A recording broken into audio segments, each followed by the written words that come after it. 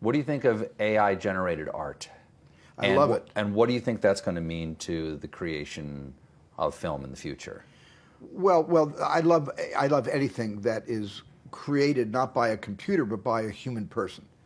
When a human person uses the medium of the digital tools to express themselves and say something, that's fantastic.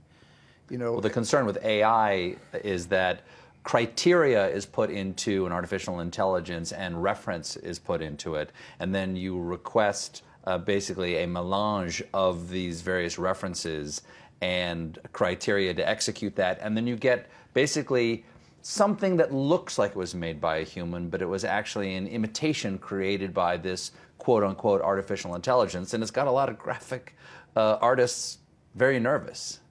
It's got me very nervous because you're basically taking something you created and you made, which is the computer, and giving the computer autonomy over your point of view and yourself as a human person.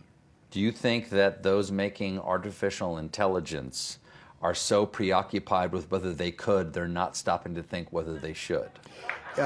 I'm worried about that, but people who do that for a living, you know, don't really, I don't think they have the, I don't think it's about morality.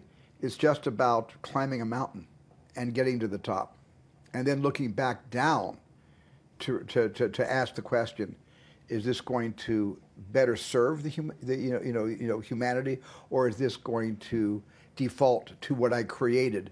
And now is going to, in a way, I've already done that movie. I told that story with AI. Yes.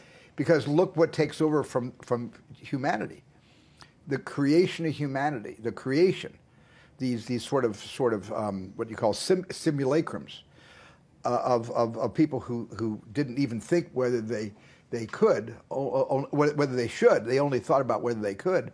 So they built these super mechas, and the super mechas have turned around, looked back into the past, and now they are kind of praying to the God that created them.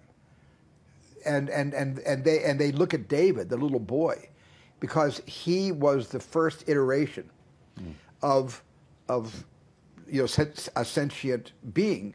And now they kind of are devoted to David because he was touched by human hands. And the human hands no longer exist because humans basically defaulted to their own creations. And so what do you have when that happens? Well, I think the soul is unimaginable, and it's ineffable, the soul. And it cannot be created by any algorithm.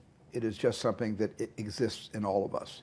And to lose that because books and movies and music is being written by machines that we created and now we're letting them run with, that terrifies me.